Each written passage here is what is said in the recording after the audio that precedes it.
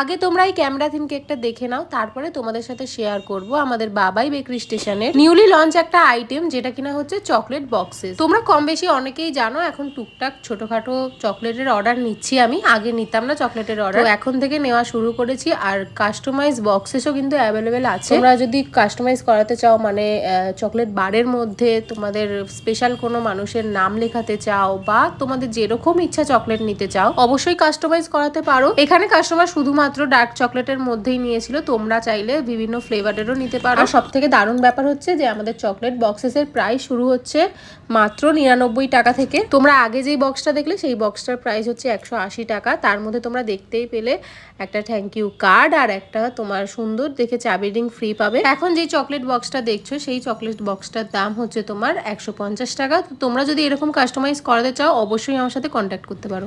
দেখা হচ্ছে পরের কোনো ভিডিওতে। আজকের মতো টাটা।